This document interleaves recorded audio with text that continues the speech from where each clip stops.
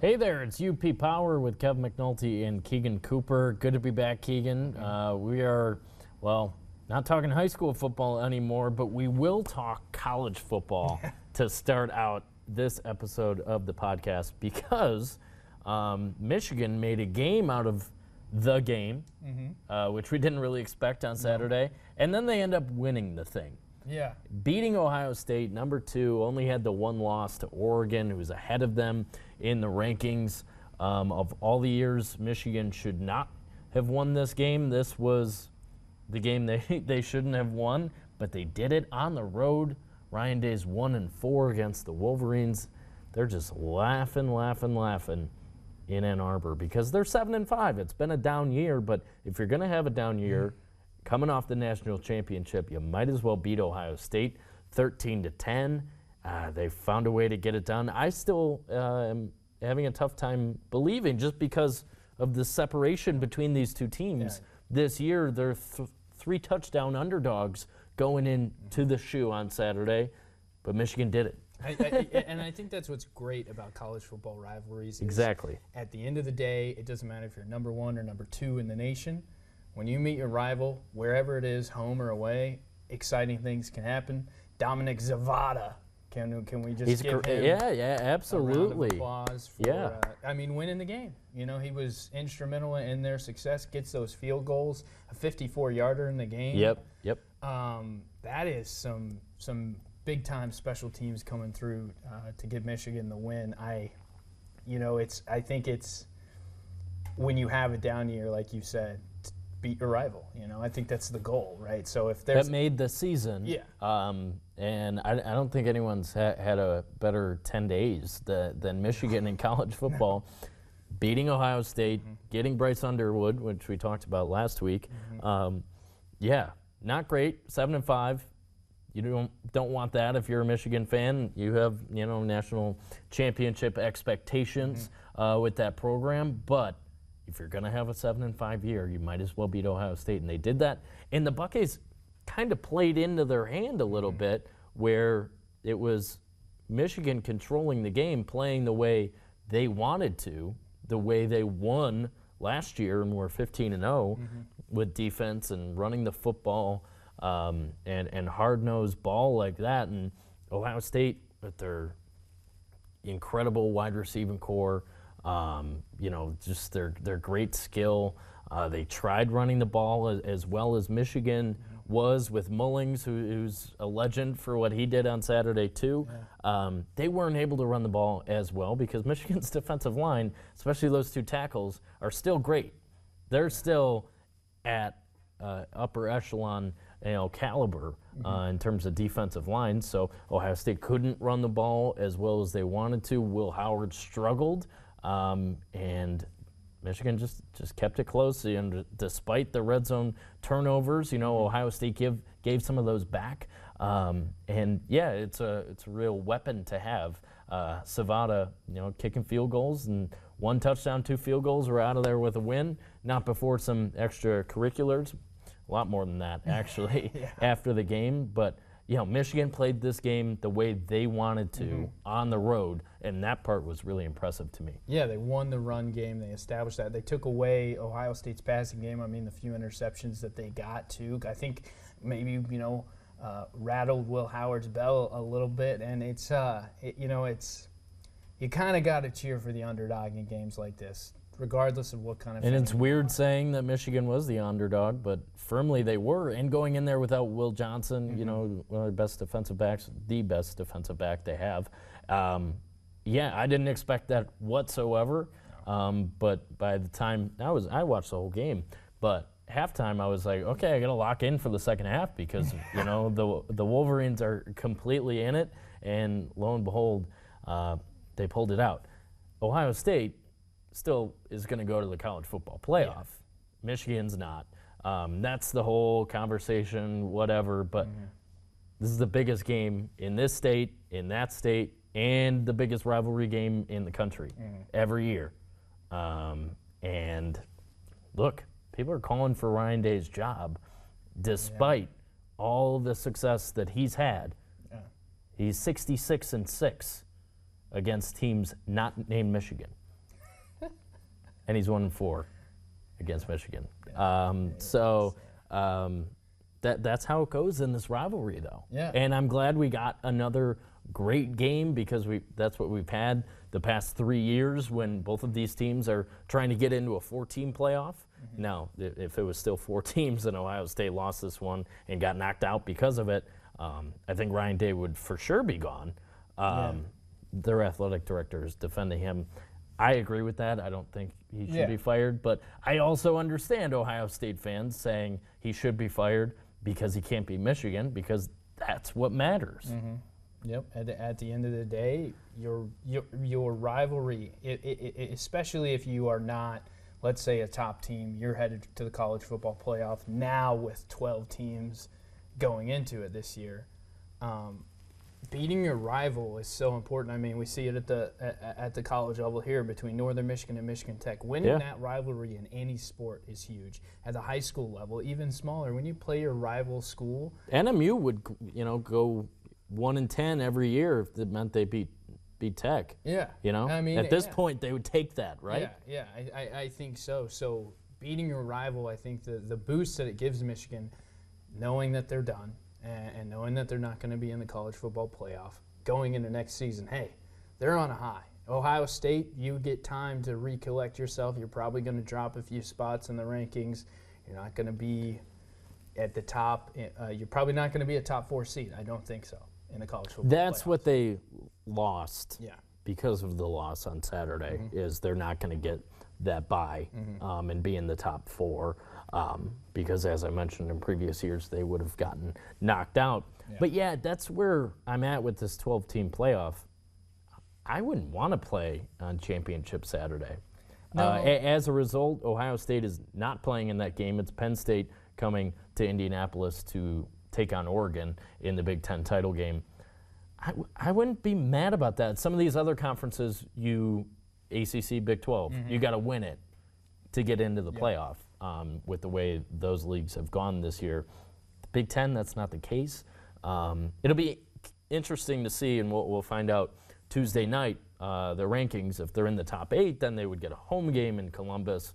That didn't matter against Michigan. Maybe it would matter to an out-of-conference opponent that they would likely see in that game. So, college football playoff, there's like 8 teams that we just went through off the air, thinking about them being locks heading into championship weekend. And then you have the teams that are going to get those automatic qualifiers by winning on Saturday.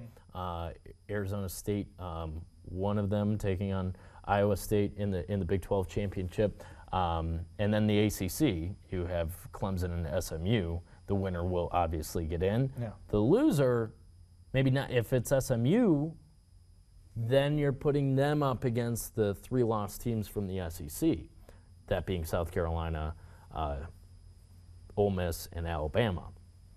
I tend to think they're going to find a way to get Alabama in there. Because how it shakes out is, you have the conference champions, those 8 teams that we've talked about.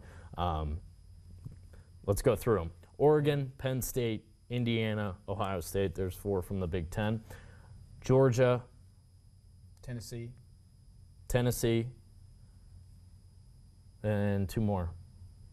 Notre Dame. Oh, we're missing one. Who is it? Can we get some help? There's no one else here. Who is it? Well, there's 7 of them. There's 7. And 4 from the Big Ten. Oh, Indiana. No, we got the 4 from the Big Ten. 4 from Big Ten. Oh, God. Notre Dame. Georgia. Whatever. There's a couple teams that are locks. 7, 8 teams. Yeah, 7, 8 teams that are locks. And these 4, I think it's – I would not want to be on the committee to decide the 12 teams that go into the National Football League. Or not the National Football League, the college football playoff. Yeah. I would not want to be on that committee because it's tough, right? Because, okay, you get the locks for your conference champions, right? They're in. They win the conference, they're in. All right, then you go with, what do? You go 1-loss teams, you go 2-loss teams, right? Like, it's hard for me to see a college football playoff where Alabama, a well-known program, in college football. Texas. That's it. Yep. Texas. That's there. I'm like, there's eight. another SEC team that's Yeah. getting in. It's Texas.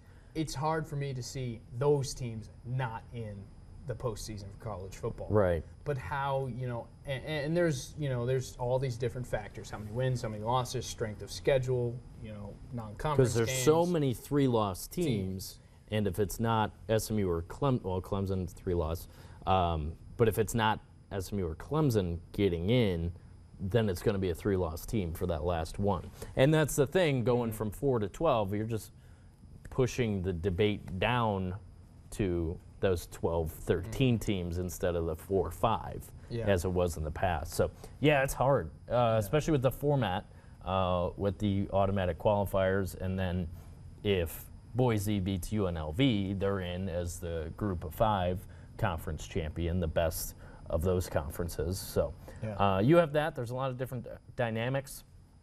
I'm predicting that Alabama gets in, just sneaks in as the 11th or 12th team. But if SMU loses to Clemson, I do think it should be the Mustangs. I agree with that. I concur. Yeah. Those the last 4, and we talked about this, the last 4 spots are, who knows? I think 8 are a lock, and who knows? But it'll be interesting. And one thing I wanted to touch on, end of Michigan-Ohio State game, flag planting. Yes, absolutely. Where do you stand on flag planting? Because if we rewind and we look at college football in the past, I think it's become a part of rivalries, right? And the big one for me, Baker Mayfield, 2017. Well, he started it, and he was asked about it. He was like, let the kids play, let them have fun. Yeah. That's where I'm at. You want to, kind of ceremoniously, plant a flag because it's funny. Yeah. There's turf at Ohio Stadium. Like, you're not actually planting the flag like it's Iwo Jima. But, no, I don't have a problem with it. You just won your rivalry game. Ohio State, get off the field. Maybe Michigan.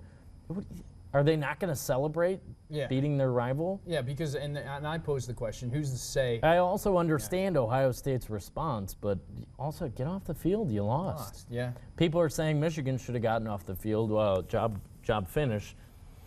That's just not how it works in college sports. Football. You're going to be fired up. So I didn't have a problem with it that there was some bad blood after the game. You expect that. Now, you don't want it to go as far as it did with law enforcement utilizing, mace, on both sides. But, no, I don't have a problem with planting the flag. Yeah. Do that. You beat your rival. Yeah, no, I agree, too. It's like... And I understand Ohio State not being happy about that, but at the same time, you lost the game. Get off the field. Yeah, I mean, if you would have won, and this is the question I posed, let's say the game's at Michigan instead. Yeah. Is Ohio State going to go plant the flag if they win? Oh, yeah. Probably. Probably. And Michigan would probably take exception to it. Yeah. I mean, it's a thing in college sports where these rivalries are huge, right? Communities, fan bases, they care about it. It's like when you ever see in big basketball arenas or football fields when they say, please do not rush the field following the game or the court, and then everyone always rushes the court. Yeah, exactly. Anyways. Yeah. Now, I'm glad losing fans weren't going out there. Yeah, I don't think true. that should ever be the case. True. No. You don't want that. People that are really angry and are not supposed to be on the field. Now, people that are really happy and are not supposed to be on the field, I'm for that. Storm the field. Yeah. But people that are angry, you keep them away. No, exactly. It's part of... And that's kind of my argument. The angry side, Ohio State, should have gotten off the field. Yeah, because then... And let the team celebrate who won the game. Yeah, if they're gone, you don't have that issue, right? And it happens everywhere. It's not just... I mean, Michigan-Ohio State's the biggest college football rivalry. I have no problem saying that. But Texas does it. Oklahoma does it. Obviously, Baker Mayfield started the trend. Arizona State did it. Now, I will say Arizona State took their pitchfork. Is that what it's called? Yeah. The trident, maybe? Yeah, and stabbed that in. No, that would... Yeah, I don't know. Anyway, the Sun Devils, that's what Sparky carries around. Yeah, that was funny. They did stab that in. Well, you had NC State and North Carolina, too. You had bad blood in Penn State, Maryland, between the head coaches, because Penn State scored as time expired. As a Maryland fan, I actually didn't have a problem with that. Which, did you hear Penn State's explanation? I agree with that. Yeah. I don't like James Franklin, but I agree with that. Yeah. And Mike Loxley was in the wrong. You had your ones in, play defense, and don't get upset about it. Yeah. But I also understand him being upset about that because it was insult to injury getting blown out by Penn State. But Penn State's really good. I can't wait to watch them lose in the playoff, which they will. Let's go to the NFL because, boy, perhaps the biggest Thursday night football game ever. Yeah, I don't. Because it's December and it's a 9-3 team against an 11-1 team in the division. Obviously, I'm talking about the Lions and the Packers. Snuck up on us, Ford Field, for this one. It's nice that no one has a rest advantage. They both played on Thanksgiving a week before this game, and then they get the 10 days off, mini bye, as a lot of people in the league like to call it afterwards. So at the same time, the Lions hang on to beat the Bears with a little bit of help from Chicago's head coach, who is no longer their head coach because he left the field with a timeout in his pocket, and the Bears did not get a field goal off, did not go for the end zone at the end of the game because they ran out of time. 23-20, the Lions hung on for that one. They've shown they're capable of winning these types of games. Whether they're trying to hang on to a lead like this or they're coming back like they had to in that Houston game, which was also nationally televised. So that's good. That's encouraging for the Lions. You just keep winning. They have not stopped winning since week 2, that one loss to Tampa Bay. They're really banged up. They are very, very, very injured, and it is, more so on defense, but at the same time, I trust Aaron Glenn and what he's doing with this defense. They had, 4, 5, 6 guys knocked out of that game, and whoever came in still played decently well. Caleb Williams led the offense on the comeback. But at the same time, they stood their ground in the end and got the win. I'm just wondering, is there a breaking point with the injuries stacking up? When you're down to your 3rd and 4th and maybe even 5th string guys. And they signed a couple of guys for depth. So that's what worries me. Yes, they did get the full week of rest. It's not exactly a short week like most Thursday games would be. At the same time, you have the Packers, and we can talk about that Dolphins game. They're playing a lot better football. They are. And I picked the Packers the first meeting. I think I'm going to pick them again, just the way these teams are trending. It's like the Lions haven't fallen off, but they've gotten a lot more injured, and I think loss number 2 might be coming. The Packers have played their best football the last 2 weeks and are kind of in the mold of last season where they really turned it on toward the end, week 11 and on. It seems like that's happening again, which is why I'm leaning Packers in this game, even though it's on the road where they won last year. Lions won at Green Bay a year ago. Packers won on Thanksgiving in Detroit. Road team won the first game of the series this season with the Lions going into Lambeau on a rainy Sunday afternoon.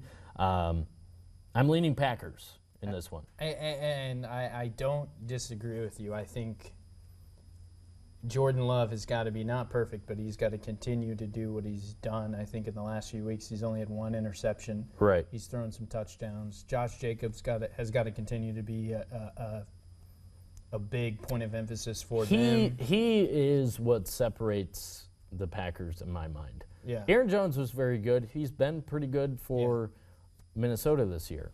But I just think Matt LaFleur's been in his bag the past couple weeks, scheming up runs for Josh Jacobs, and he's just a little cut above where Aaron Jones was the past couple of years with the Packers, where I think their running game really might set them apart going into the playoffs, because the Packers are a playoff team. You can't convince me otherwise. In the run they're on, 3 straight, they've won 7 of 8. They're going to the playoffs. So that's what kind of separates them in my mind. And at the same time, their defense is undeniably better than last year under Joe Barry. Now under Jeff Hafley, they're still forcing turnovers and winning games that way. So I've been really impressed with the Packers. I think they are better than last year. I don't know. It's, when you get into the playoffs, anything can happen. But I like where the Packers are at, and that's why I'm leaning towards them this Thursday. Yeah, no, I agree. I think to play devil's advocate here, the Detroit Lions offense is a beast. It's still the Lions offense, yeah. I think. And they're not as banged up on that side of the ball. True. I think Thursday will come down to. Actually, we got a Monday injury report. Usually I don't get those till Wednesday. I forgot about that. So let's see there you go. What it looked like Monday afternoon on the injury report.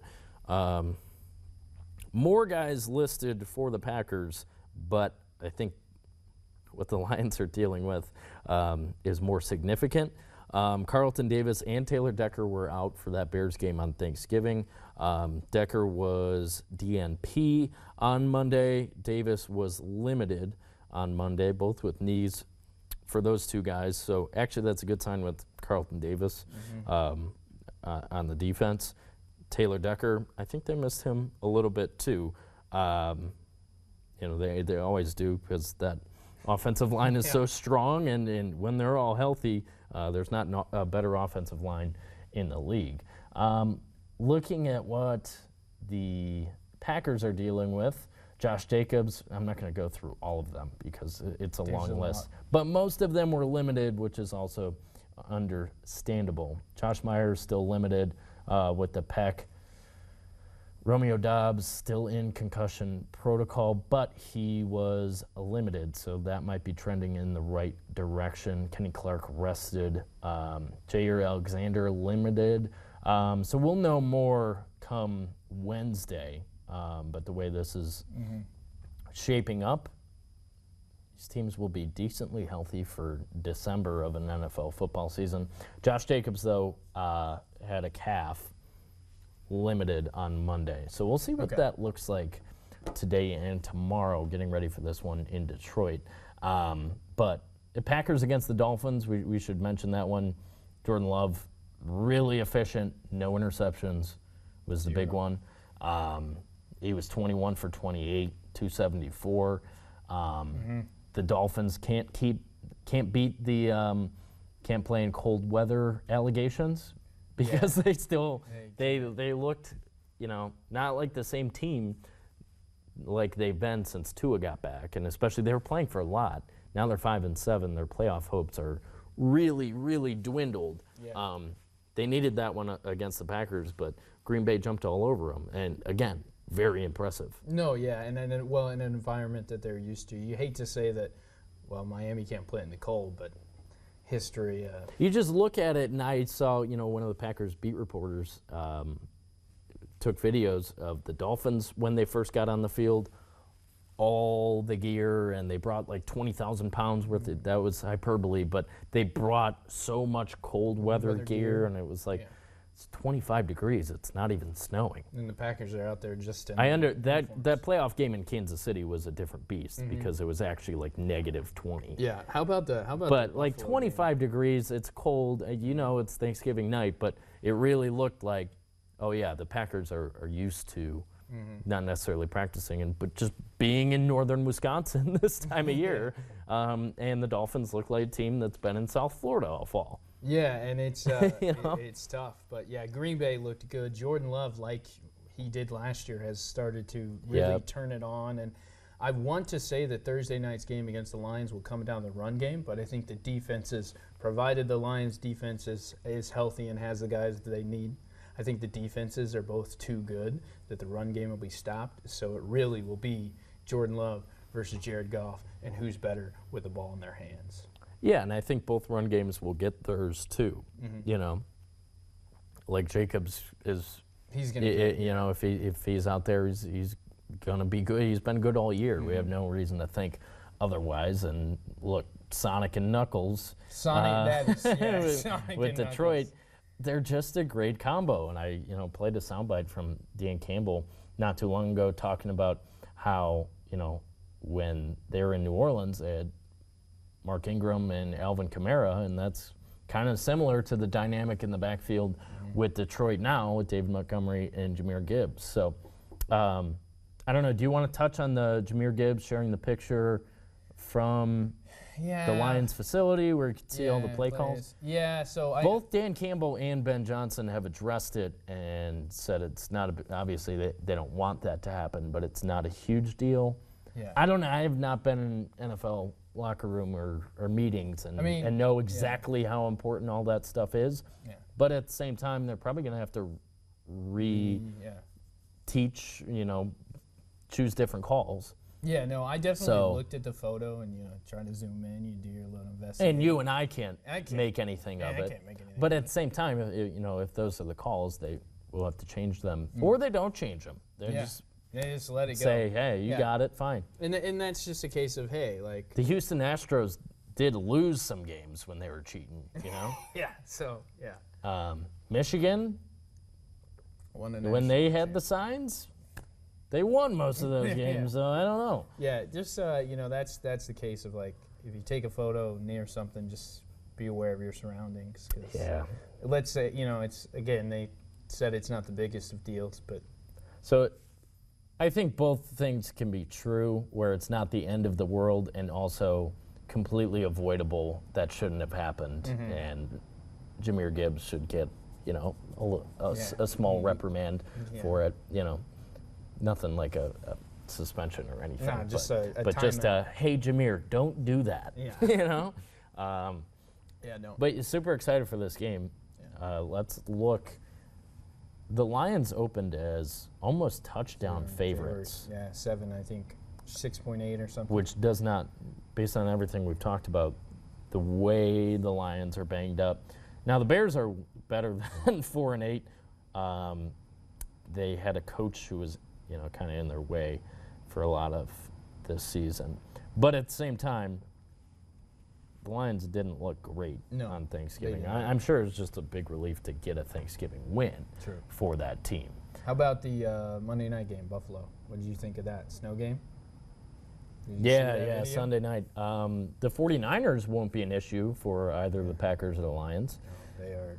Do you think... and they should probably fire Kyle Shanahan so that he gets to go coach Caleb Williams. He's never had a quarterback that talented. True, and they should. Do the 49ers part ways with Brock Purdy? Is this not... No, they're going to sign him, and they're going to be paying him $50, $60 million a year. Yeah. That's just the truth, because he's earned that money. It's fair. Jordan Love played good for 10 weeks last year and got the money. That's fair. So I agree. Brock Purdy's going to be there. Yeah. Even though it looks like the Niners are going to miss the playoffs. Yeah. Christian McCaffrey now back on IR, probably done for the year. Brandon Ayuk's done for the year. They're just not the same team that they've been over the past 5 years. So they'll have some things to figure out. The Lions, where they're at right now, 11-1, they have the Eagles on their tail for the number 1 seed. Yeah. They have the Vikings and the Packers on their tail for the NFC North. for the division. Yeah. So, especially if they drop this one of the Packers, they don't have the head-to-head, tiebreaker there, so it would fall to something else with the Packers, and then the Packers would only be a game back. And Minnesota keeps winning football games. Minnesota keeps winning football games. They do. So you have these 3 teams that are right on your tail, and are not going to make this easy on you to get the number 1 seed. I'm saying. Yeah. If they do, obviously huge to have the home field advantage. If you're the Packers, who are more than likely going to end up with a wild card spot, you're probably going to have to go on the road in the wild card round. But that would mean to the NFC West champion or the NFC South champion. And I can't see them losing to the Falcons, the Bucks, the Seahawks, and the Rams. The Rams are different because they have Stafford and McVay, and are probably a little bit better than 6-6 because Puka Nacua and Cooper Kupp were injured for much of this season. Yeah. So, the Lions have to keep their foot on the gas. That is, they have non-negotiable, and their schedule is Packers, Bills, get the Bills at home. That helps. Then you're going to Chicago, an outdoor game in Chicago in February against the team you barely skated by in the Bears. That's 3 days before Christmas. At the 49ers, that looks a lot easier than it did at the beginning of the year, but it's still on the road at the 49ers. Probably want to exercise some demons while they're there. Yeah. And then they wrap up at home with the Vikings, a game that could mean a lot. Yeah, it is not an easy road. Hopefully this week and in these next 2 days they are somewhat healthier for this Packers game, because I believe in my preseason records that I put the Lions at 12 wins. So they only need one more for that. And I see a lot of these games that are, like a close game with the Packers. That's maybe 50-50, maybe not. Close game with the Vikings, 50-50, maybe not, So they're going to have to assert some dominance here these next couple weeks. And again, to my point about the Lions being able to close out these wins, they did that at Minnesota when they were there earlier this season. So with Minnesota coming into your house, maybe you feel a bit better about that. But for the Packers, there are 4 games after the Lions won on Thursday at the Seahawks. That's a big one, Sunday Night Football, actually. Then you have the Saints, Vikings, Bears. So, obviously they're going through the division, plus the Seahawks and the Saints. The Saints, you would say that's a win right now. That one's at home. Monday Night Football game. So, I forgot they have all these primetime games stacked at the end of the year. And then the Bears game in Week 18 probably won't be a primetime game, but they haven't lost to the Bears in 85 years. So I don't necessarily think that's going to change in Week 18. True. My last NFL tidbit today, because I was watching Monday Night Football, Josh Allen made NFL history Monday night. Became the first quarterback. Sunday night, sorry. Who do we have on Monday Night Football? Yeah, Jameis was unbelievable. Yeah. And then 2 pick sixes. Yeah. It's just so funny. But go ahead, Sunday night, Josh Sunday Allen. Night. Passing touchdown, rushing touchdown. That was so cool. And receiving touchdown. That might have won him the MVP. That might have. And sorry, Jared Goff's not in the MVP race anymore. He's not. I think it's Josh Allen or Saquon Barkley, and just historical precedent. A running back hasn't won MVP since Adrian Peterson. Is Lamar in the conversation? He is, but I don't think the Ravens have played well enough. Yeah, true. Because if you're deciding between Lamar and Josh Allen, the Bills have been much better and much more consistent. But passing, rushing. Especially with the fact that the Bills had lower expectations going into this year than they have for the past few, and they already won the division. The AFC East belongs to the Bills for the 5th straight year. They're darn impressive. Maybe that Lions-Bills game is potentially a Super Bowl preview. But, it's time. The AFC is really interesting because you have the teams that have been trying to push through the Chiefs, the Ravens and the Bills, and haven't been able to do that. Then you have the Steelers with Russell Wilson. You're like, oh, okay, maybe the Steelers team's a little bit different, with that quarterback who's won a Super Bowl. So I don't know, and I'm still just not impressed by Kansas City, but they keep winning. No one was last year. It's different than the Lions because, they're just, I don't know, it's voodoo. It's that voodoo, Kansas City voodoo. You know, they keep winning, so it'll be interesting to see how things shake out. I think the Bills right now are better than the Chiefs. I think even injury prone, the Lions are better than the Packers right now, just a little bit. But Thursday, they still are. They're 2 games better. You know, if you are what your record says you are, then they're 2 games better. Let's talk local. 2 hockey teams that are trying to stack CCHA points right now, or point percentages. Yeah. I hate looking it up. If you're not aware, the CCHA this season is you're still earning points for wins and ties, obviously. But because Augustana's playing fewer games, the standings actually shake out via a points percentage. And I have no idea how that's calculated. Either right. Yeah.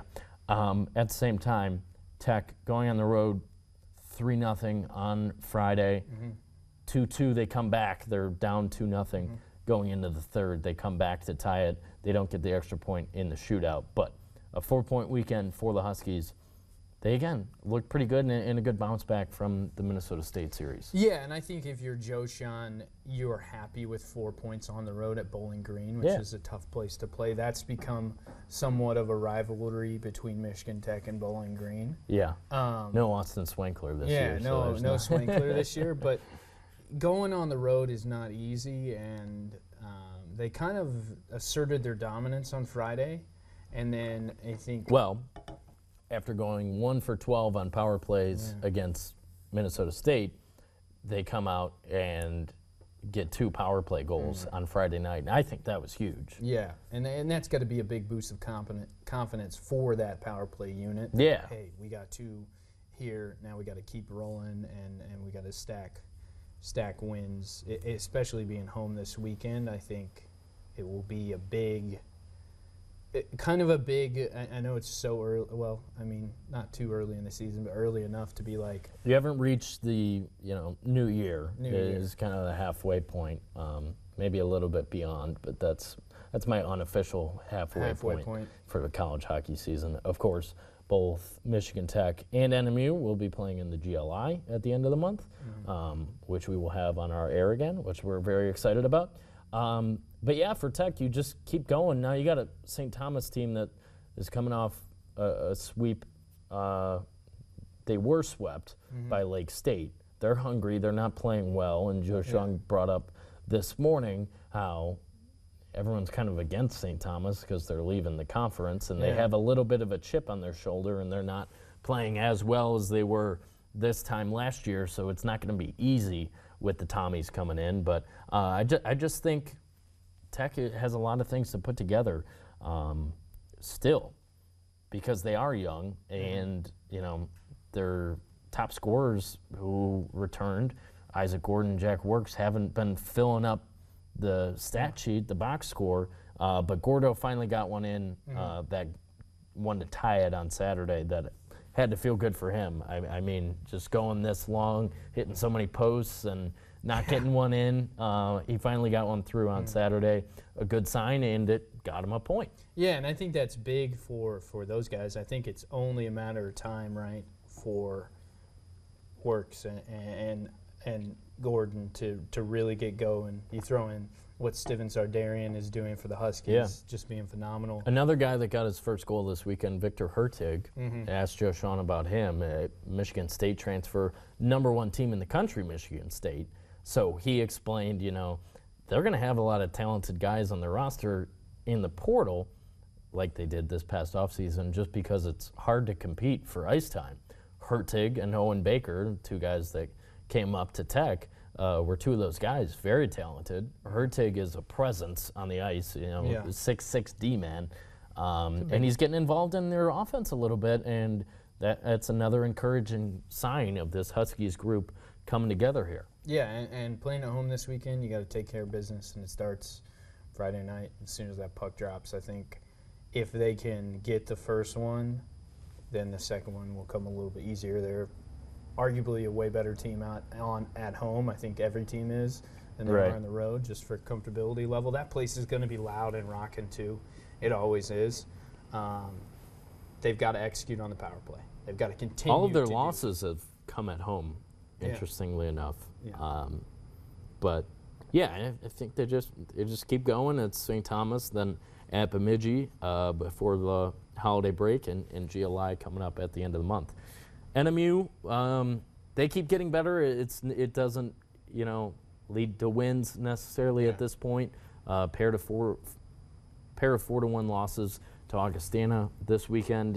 What did Dave Shayak have to say? Yeah, I think they're definitely controlling the puck better, and I take it back to Friday night when they outshot Augustana in the first period. Now, no, they didn't score any goals, but they're getting shots, and they're also limiting shots. And I think early in the season, that was a big thing, where they were giving up, 40, 45 shots a game and not getting that many themselves. So continuous improvement, and the guys are continuing to gel, and it's really just at some point it's got to be a matter of time before this thing breaks through and they start to score goals more consistently. Limit penalties. Yeah. When they get power play opportunities, they got to execute, right?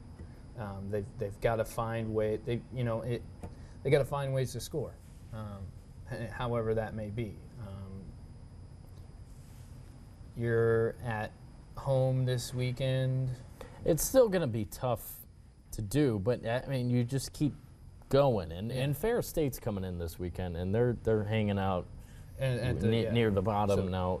NMU is in last. They only have the 2 conference points. And I'm looking at the standings now. This is why it's interesting. If teams play a different number of games, the points won't add up. Lake State is in first place with 15 points right now. Minnesota State has 18 points already, plus Augustana and Tech with 16, and they're behind the Lakers in the standings. So that'll even itself out, kind of. Not besides Augustana, it will in terms of the number of games played. Yeah. Minnesota State's played 2 more games than most of these other teams. But, yeah, NMU, I think it's a good opportunity to get one against Ferris, and they're in the bottom of the league last year, and I'm not impressed by them so far this year. Tech went on the road and swept them. Get one at home. Yeah. They played well to push that one to a tie against Minnesota State 2 weekends ago. That's huge. Yeah, win the shootout. That was a big confidence boost. Now it's, okay, we're at home. We're playing another team that's having a down year that's kind of at the bottom of the conference. You get one of these, continue to build that confidence and continue to improve. Right. And this is a great weekend to do it. And I think you got to do it Friday night, right? I think so too. Hopefully a good crowd out there. Teddy bear toss, raising money, and obviously collecting bears for the local community in Marquette. So that's very cool. Look forward to that every year. It was actually Tech was in the house when they did it last year. So yeah, I agree. Come out Friday and start hot and fire. Yeah, puck's on net. Puck's on net. Yeah. Especially for that team. You don't have anything to lose. Yeah, no, So and I think don't play timid, absolutely. And they haven't. They have not. And respect to Dave Shayak and the team and those players for every night going out there and getting after it. But yeah, Friday night, 7:07 p.m., puck's on net, and I think you'll get some puck luck, definitely. Yep. Thursday night, all 4 Tech and Northern basketball teams at home. Same thing on Saturday because GLIAC plays starting up already. Each team has a couple more non-conference games after these 2 GLIAC games, and then full GLIAC schedule after the new year. We'll start with the Tech men. We'll start with men's hoops. They had a really great win over St. Cloud State last Wednesday. Day before Thanksgiving, they got Thursday and Friday off. That just had to feel good, putting up 88 points, 44 each half. Balanced attack. Tomaszek only had 20 points. He was still their leader, but he didn't have to go get 40. No, is what I'm saying. And I think that is continuing to move throughout the season. That's going to be important for Michigan Tech men's basketball, is that they find other contributors, even if it's 8 or 10 a game, right? Now, Tomaszek has they had talent. 5 guys in double figures in that game. Yeah, huge. Because, yes, Tomaszek can go out and probably give you 30 every single night. But you start to play these GLIAC teams who know that Tomaszek is it's Tomaszek. not necessarily – I mean, he had 20 points in only 22 minutes. So if he's playing 35 minutes, he's going to get 30-plus, probably. But the fact that he doesn't have to is a good sign, in my opinion. He shot it 11 times, was 6 for 11. He's going to be consistent, and obviously teams have scout. He's got years on tape. He's the guy. He's the preseason player of the year in the league. So everyone knows they're going to be face guarding him or throwing different looks at him. Boxing one, I think he got quite a few times even last year. There's going to be more of that. The fact that they have answers outside of him, really good sign. Against a good team in St. Cloud that they took down almost 20 points in the end. Yeah, no, and that'll be key, right? If you have other contributors, well, now a defense can't just concentrate on Marcus. They got to concentrate on everybody. If you got 5 guys on the floor that can score from virtually anywhere, it bodes well for the Huskies. Parkside and Purdue Northwest to start out the GLIAC season for Tech. And same for NMU. You watched them play on Saturday. You heard from Matt Mackrzak today. They're 4-2 on the year after dropping those 2 to the pair of top 10 teams in Moorhead and Duluth. So the win on Saturday, they had to come back and get. They didn't play their best ball, but they got it done now going into these 2 conference games. Yeah, not their best basketball, but you'll take a 12-point win when you don't play your best basketball. Yeah, right? exactly. Huge performance from Dylan Keel. He joins the 1,000-point club. Yep. Great accomplishment for him. I mean, he's a phenomenal player. Been doing it for a long time. Yeah, been doing it for a while. The key for them, I think, is sorting out, and I was talking to Matt Mackrzak about this today, sorting out kind of the guard play, but also the combination of, Dylan Keel's a threat when he's on the floor from really anywhere. He's very good at good at a lot of things. So him getting the ball, how do the guards work, the rotation, kind of platooning. He's playing a lot of guys, which I think is right, and so is Josh Bittner and Houghton, which I like because look, you're in December, you want to be playing deep into March. It's just smart to manage these guys' minutes, and if you're able to have success platooning some guys in, and their minutes might go down later in the year, but that's kind of what you want in an ideal situation. Your best 5, maybe your best 2 or 3 scorers playing their best and playing more down the stretch of the season bodes well. Yeah, no, definitely. And when you look at who you've seen kind of step up for the Wildcats here early 6 games in, I mean, Sam Privet, Jackson Dudek, Dylan Sam Keel, Privet now without the stash. Without the stash, yeah. The stash is gone, but he was... Because he lost the stash battle to Duluth, actually. Because Mackrzak was talking about they had a great stash on their team. Yeah. So I guess they lost that one. Maybe it makes sense to get rid of it. Fair. But, hey, he was in double figures against Concordia, helping get the win. Maybe it bodes well for them opening conference. Now, a big thing for them, and I talked to Matt about this after the Concordia game and even a little bit today, is adjusting to life in the Vandeman Arena. Because it is a different venue. Yeah. It is. And, he talked about I think you'd still take it over last year playing in the Peef and then going into the Berry. Yeah, no. But, adjusting to that and, yes, it's a home game and it feels like a home game, but it's new. The routine is new, and being in their locker room and then coming out and warm-ups are a little bit different. Yeah. So this weekend, opening conference, you're at home Thursday, Saturday.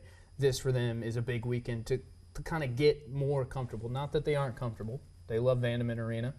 But to get more comfortable with being at home and that process and everything. No, yeah, it's new. Yeah. It's new. That being said, I said it to you, and I don't have any problem saying it. I think that if they get the pieces moving together a little bit, they'll be maybe even a little bit of a better team than they were last year, even without, Max Weisbrod, who is a phenomenal player. I think the guards that they have, and Dylan Keel, Sam Privet, Jackson Dudek. I think they might be deeper. Yeah. So, yeah, I'll agree with that, and it's fun to watch. This team's going to grow. I think Tech's going to grow a lot, too.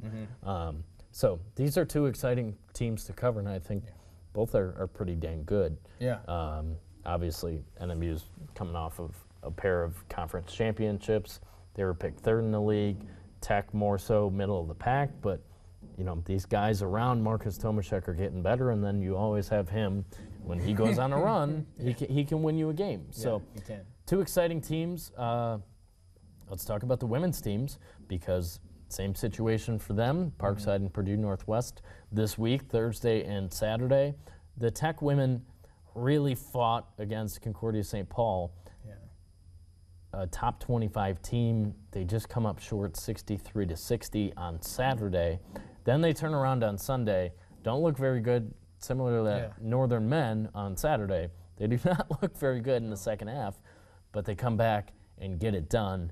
a 5-point win over Winona, that had to feel good for them. No, yeah, and talking to Sam Clayton after that game, I mean, they didn't shoot the ball well, and No. she said they kind of came out flat, and you could just tell it wasn't like it's almost to me that there wasn't like a sense of urgency. Now, keep in mind they're a young team. They are battling some injuries. They're getting some players back, so the rotation is kind of still changing and developing here. 8 games into their season. Yeah. They're very young. Yeah, I mean, and you And look at the shooting, they were 8 for 32 in the first half. They were 0 for 7 from 3 in the first quarter. Only 2 for 12 at halftime. So, yeah, you're not going to win very many games when you shoot like that. But you come out in the second half and you get it done. You get into a little bit of a rhythm. I mean, I know that went a long way. Kendall Stanfist is one of the freshmen you're talking about from Elk Rapids, I believe. She played 38 minutes. She had 16. She's been really impressive, and to carry that much of a load as a freshman, also very impressive. Yeah, double machine. 16 and 11. I would dare say you might be looking at the potential. She's got to be in the running right now, 8 games in for freshman of the year. Well, like I said, not that many freshmen play as many minutes. 38 minutes, you know. Yeah. And what I loved about that game was seeing the impact that those freshmen had. I mean, Kendall, Ella Mason coming in, making some huge buckets down the stretch to close that gap and eventually, you know, get it within 1, and then they take the lead. They're playing big minutes, and that only bodes well for them getting experience now. Yeah. And now they're going to get into the GLIAC season, so they've played some heavy minutes. Yeah. Because I think 100% agree, and I'll touch on Ella Mason, of course, a former Negaunee Minor. She can shoot from anywhere on the floor. Yeah. But I talked to Sam Clayton about her this morning, and what she said was, you know, Ella didn't play very much on Saturday, but she was ready to go when her opportunity came on Sunday. Another thing that's very impressive for a freshman, she was 4 for 8 with 11 points, 1 of 4 in double digits. You know, really good, really clutch when they needed her to be. Yeah, and I think it's just, you know, it's and you know, Sam Clayton has said this, they're young. And so they're still they're gonna have those mistakes and things, but the experience that they're getting now is only gonna bode well for them later on in the year and stuff like that. And their best player is not young. She's a senior in Bella Lenz. She surpassed 1,000 career points, just like Keel and Tomaszek, who we've been talking about. She's their undoubted leader. Yeah. So to have these, you know, compliments around her, and Kendall and Ella and, you know, Alyssa Wypick, who's a sophomore now, I think it's just another team that's going to get a lot better as we go forward. Sunday was a big step. Yeah, and what I like about Bella Lenz is, you know, yes, she has the ability to score the ball. She can put it in the basket, but she's tied for first in blocks in the GLIAC right now. I think she has 12, which is tied for first. I saw her have 3 in that game on Sunday. You know, so she's doing everything. You know, not just scoring points, but playing great defense, getting steals, getting blocks, getting assists, getting rebounds. She had a big offensive rebound in that game on Sunday as well. It gets some 2 points and cuts in that lead. So to have a senior leader like that doing all the things, you know, it's just that's got to be a good feeling for the Michigan Tech Huskies. Let's talk the NMU women. They are 6-0. Yeah. Very, very impressive. You know, they go on the road and get wins over St. Cloud. And who's the other team they beat? Duluth. Yeah. They've just been hitting the ground running here in the early going. Yeah, and it's I mean, I think we have to start with JC Weisbrod, who has been big in some games, has not been big in some games, right? But keep on shooting it. I think that was the message from Casey Thousand, and she has, and she's been great. But what I love is when you look at their box scores of these 6 games, everybody is finding ways to contribute. They're a really good team, and they're put together well. I mean, credit to Casey Thousand on that point, but you just can't ask for much better to start the season. You're undefeated going into your first conference game. Yeah. That's pretty great. I mean, these games have been tight, quite a few of them. Minnesota Duluth, they went 65-63. But they play really good defense, and that's huge. That's obviously going to be huge when they get into conference play. So, yeah, they're another balanced team. You look at Wisebroad as the go-to, need a bucket player, but at the same time they have a bunch of those. Nims has been great, rebounding the ball too.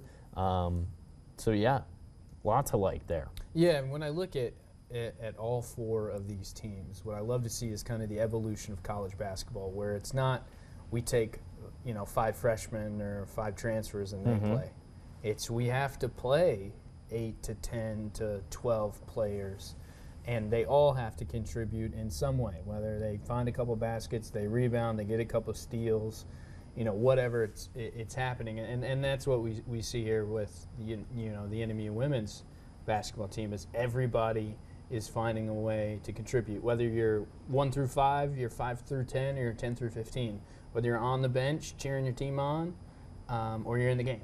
And that is exciting for them this weekend, big for them. I asked Casey and Matt both this question, because these 2 conference games are separated, right? You get these 2 conference games, 2 more non-conference games, and then the rest is GLIAC. Right. It's a great kind of, and you don't want to benchmark this early into the season, but it's a great, okay, hey, this is kind of a look at the GLIAC of where we are. You got to go out and get 2 wins this weekend, I think. Yeah, it's this start of conference play. It's obviously a big deal. You're playing for a lot, even though it's still early in the season. So we'll see. We'll be at all those games Thursday and Saturday.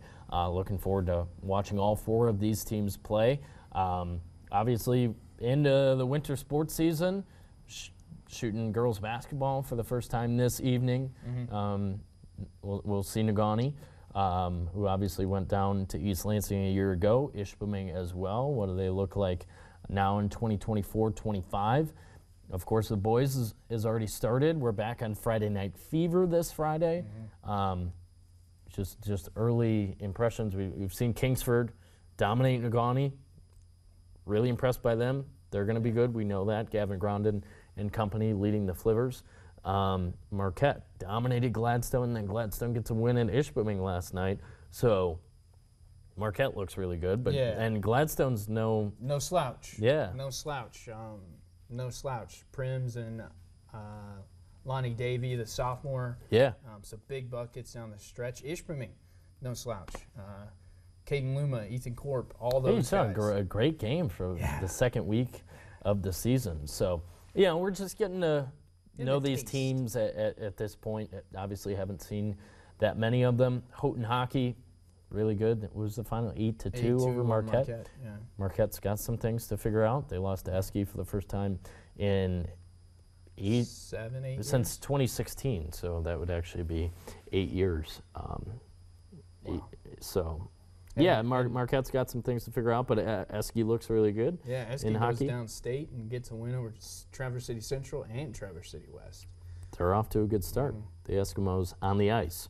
So that'll do it for us here on UP Power. Watch on YouTube, listen on Spotify, follow along with us on social media as we get going here throughout the winter season. But thanks for being here, and we'll be back to talk with you next week.